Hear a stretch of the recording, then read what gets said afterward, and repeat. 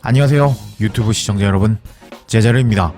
8월 15일 광복절이 밝았습니다. 토트넘 공식 인스타에서도 한국의 79주년 광복절을 축하해주는 게시물을 올렸는데요. 이번 영상은 2024년 광복절의 제자리의 첫 번째 영상이 되겠습니다. 이번 주 금요일 새벽부터 프리미어 리그가 개막하게 됩니다. 토트넘의 경기 일정을 살펴보면 8월 20일 화요일 새벽 4시로 경기 일정이 잡혀있는데, 토요일 경기 중에 오랜만에 입중계 진행해 보려고 생각 중이니 제가 입중계 진행할 수 있도록 댓글로 힘을 주시길 바랍니다. 여하튼 토트넘은 레스터 원정, 홈에서 에버턴과 경기까지는 쉬운 경기라고 할 수 있겠지만, 제가 빨간색으로 표시한 곳을 보면 뉴캐슬, 아스날과 3, 4라운드를 진행하게 되면서 1, 2라운드에서는 반드시 승리해야 되고, 뉴캐슬 원정에서는 최소 무승부 이상을 거두고 와야 손흥민, 토트넘이 리그 우승 경쟁할 수 있다고 할 수 있겠습니다. 이런 상황에서 아스날에게 정말 좋지 않은 소식이 전해졌다고 하는데, 관련 소식부터 먼저 살펴보도록 하겠습니다. 과거 선수 시절 원더보이라는 별명을 가진 마이클 오원이 최근에 축구 해설 예측 패널로 일하고 있는 거 다들 아실 겁니다.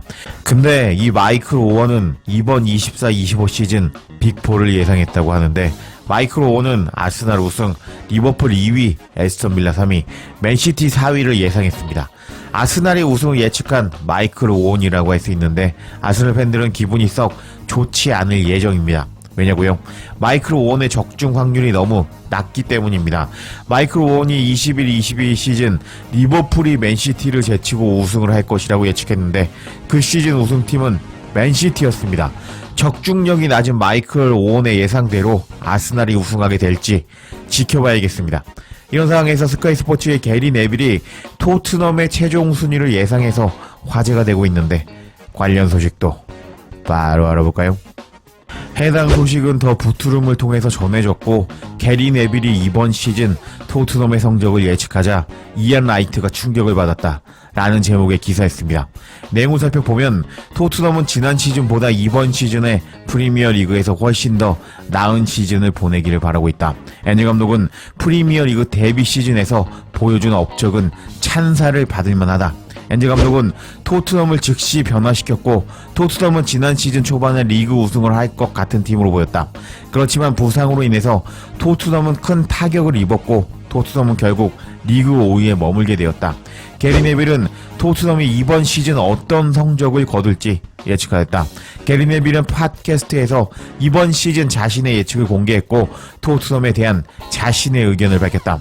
이번 시즌의 토트넘의 기본 목표는 상위 4위 안에 드는 것일 것이다. 엔젤 감독은 팀이 좋은 위치에 있었음에도 불구하고 결승선을 넘는데 어려움을 겪은 지난 시즌 말에 분노했다. 토트넘 감독은 더 많은 것을 바랄 것이지만 최소한 챔피언스 리그 진출권 중에 하나를 따고 싶을 것이다. 하지만 경쟁은 치열할 것이다. 아스날과 맨시티는 4위 안에 들어갈 것이 확실하고, 리버풀은 4위 안에 오를 만큼 충분히 좋다고 할 수 있다. 맨유도 이적 시장에서 좋은 거래를 했고, 뉴캐슬과 에스턴 빌라도 4위 안에 들만한 역량이 있다. 이런 상황은 토트넘에게 어려움을 안겨주지만, 게리 네빌은 엔젤 감독의 팀이 리버풀을 제치고 프리미어 리그 4위를 차지할 것이라고 확신하는 듯하다. 게리 네빌은 4위를 차지할 팀에 대해서 이야기하면서 토트넘으로 하겠습니다 라고 말했다. 이에 놀란 이안 라이트는 토트넘이 4위 예상한다고요? 와우! 라고 반응하였다. 캐러그와 이안 라이트 둘 다 리버풀이 토트넘을 앞지르고 4위를 차지할 것이라고 예상했기 때문이다. 라면서 맨유의 레전드 선수 출신 게리 네빌은 토트넘이 리버풀 제치고 4위 안에 든다고 예상했다는 소식이 전해졌습니다. 토트넘이 리버풀을 제치고 4위를 차지한다니, 개막하기 전부터 토트넘 입장에서는 좋은 소식이라고 할 수 있겠는데, 최소 4위 이상하기를 응원해봐야겠습니다. 그리고 잉글랜드 프로 심판 기구에서 이번 시즌 규정이 바뀌면서 토트넘이 약점이 사라질 예정이라는 좋은 소식이 전해졌는데, 관련 소식도 전해드리도록 하겠습니다. 타임 스포츠가 전한 소식에 따르면 프로 심판 기구는 이번 시즌 프리미어 리그에서 공격수가 상대 선수의 움직임을 막으려 할 때 세트피트 상황에서 블로킹과 방해하는 것을 엄격하게 처벌할 것이라고 밝혔다고 합니다. 이게 무슨 소리냐고요? 지난 시즌 손흥민 선수가 아시안컵에 출전해서 토트넘에 없던 시절 토트넘과 맨시티의 FA컵 경기가 토트넘 홈 구장에서 열렸습니다. 그리고 그때까지 맨시티는 토트넘의 새로운 홈 경기장에서 승리한 적이 없을 정도로 토트넘 원정에서 약하던 시절이었는데, 이런 징크스 때문에 토트넘 원정에서 골을 넣지 못하다가 막판에 세트피스 상황에서 비카리오 키퍼 앞에서 더러운 블로킹, 방해를 하면서 골키퍼 차징을 하였고, 그렇게 골을 넣고 맨시티는 토트넘에게 승리할 수 있었습니다. 그리고 그때 맨시티의 골 장면을 보면 확실히 비카리오 키퍼 앞에서 몸싸움을 걸면서 키퍼를 차징한 것이 분명해 보였는데, 그때 심판은 골키퍼 차징을 선언하지 않았고 그대로 골을 선언을 해버리고 말았습니다.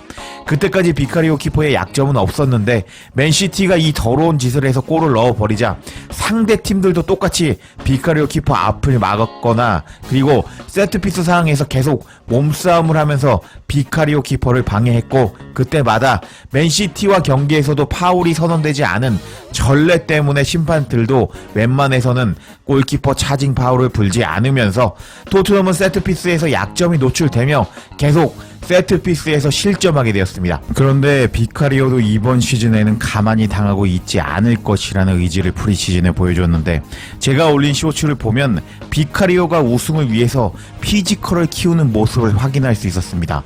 상대팀들이 몸싸움으로 계속 방해해버리자 그런 것에 대비해서 피지컬을 키우는 비카리오였던 것이었습니다. 와, 다른 채널에서는 아마도 이런 설명 없을 텐데 제자르 채널 설명 미쳤다. 그쵸? 여하튼 이렇게 다른 상대팀들이 계속 세트피스 상황에서 비카리오를 상대로 계속 더러운 짓을 했었는데, 토트넘의 항의 끝에 프로심판 기구가 이번 시즌 더욱 엄격하게 파울 선언하겠다라고 결과를 내놨는데, 이로써 토트넘의 약점은 하나 줄어들었다고 할 수 있겠고, 이런 좋은 소식에 토트넘 팬들은 난리가 나고 말았습니다. 우리 리그 우승하겠는데요. 이제 비카리오 키퍼 월드클래스 키퍼가 되겠군요. 우승을 위해 돌격해보자고. 우리는 다른 상대팀 모두 이겨버릴 거야. 챔피언스 리그 못 나간 게 다행이네요. 규칙을 바꾸는데 6개월이 걸렸습니다. 멋집니다. 잘하는 비카리오가 돌아왔다고. 아스날 강등당하겠는데. 강한 수비에 우리가 돌아왔다고. 때가 되었습니다. 비카리오가 걱정돼서 미칠 지경이었는데 다행이군요. 다행입니다. 아스날의 벤 화이트가 늘 하던 그 쓰레기짓 이제 못하게 되겠군요. 라면서 아스날의 벤 화이트도 비카리오 앞에서 더러운 푸싱 파로 했는데 이제 못하게 되었다며 좋아하는 팬도 있었고, 반응들을 요약해보면 이제 수비 걱정 덜었다, 우승도 가능하겠다 등등 다양한 반응을 보여주는 토트넘 현지 팬들이었습니다. 그리고 어제 제가 솔랑케 챙기는 손흥민 소식 전해드렸는데요. 추가적인 사진이 공개가 되면서 손흥민과 솔랑케가 이번 시즌 엄청난 활약을 보여줄 것 같은데, 관련 소식도 바로 알아볼까요?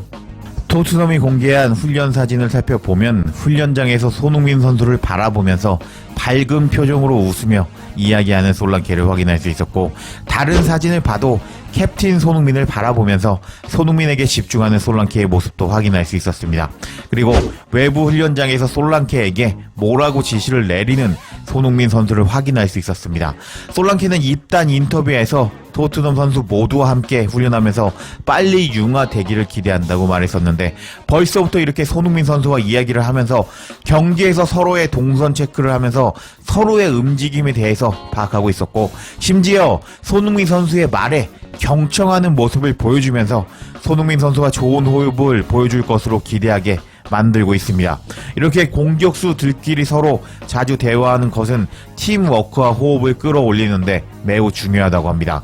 서로 대화하는 것이 중요한 이유 4가지가 있다고 할 수 있는데, 첫 번째로는 의사소통 강화라고 합니다. 공격수들이 경기 중에 훈련 중에 자주 대화하면 서로의 플레이 스타일, 움직임 패턴, 선호하는 패스를 더 잘 이해하게 되는데, 이는 경기 상황에서 더 빠르고 정확한 의사결정을 가능하게 해주며 예측 가능한 플레이를 통해 기회를 더 효과적으로 만들 수 있다고 합니다. 두 번째로는 신뢰 형성입니다. 대화를 통해 서로의 강점과 약점을 더 잘 알게 되고, 이는 신뢰로 이어집니다. 신뢰가 높을수록 공격수들은 서로의 결정에 더 확신을 갖고 자신감 있게 플레이할 수 있습니다. 이를 통해 특히 골 찬스에서 중요한 역할을 할 수 있다고 합니다. 세 번째로는 조직력 향상이 있고 네 번째로는 심리적 안정감을 제공한다고 합니다. 솔랑케는 이제 막 영입된 신입생인데 손흥민 선수에게 집중하며 손흥민 선수와 함께하려는 모습을 보여주고 있고 손흥민 선수도 그런 솔랑케에게 공격적 움직임에 대해서 이야기하는 모습을 보여주면서 두 선수는 경기 중에 엄청난 호흡을 보여줄 것 같습니다. 원래 훈련 영상이 떴다면 좋았을 텐데 토트넘 유튜브 측은 요새 일 안 하는 것 같아서 너무 아쉽습니다. 이렇게 손흥민과 친해지려고 손흥민만에 경청하고 캡틴 손흥민을 바라보는 솔랑케 소식 전해드렸는데 손흥민 선수와 솔랑케가 좋은 연계 플레이 보여주었으면 좋겠습니다. 근데 과거 시샬리송이 영입되었을 때는 손흥민 선수와 장난치는 모습을 보여주었다면 이번 솔랑케를 보면 손흥민을 진지하게 바라보면서 손흥민에게 집중하고 손흥민의 말을 경청하는 모습을 보여주었기 때문에 시샬리송보다는 손흥민 선수와 좋은 호흡을 보여줄 것 같은 솔랑케입니다. 새로운 송케 듀오 탄생인가요? 기대가 됩니다. 이렇게 제자르가 광복절 기념으로 전해드린 첫 번째 영상 어떠셨나요? 추가적인 소식 있으면 빠르게 전해드릴 것을 약속드리겠습니다.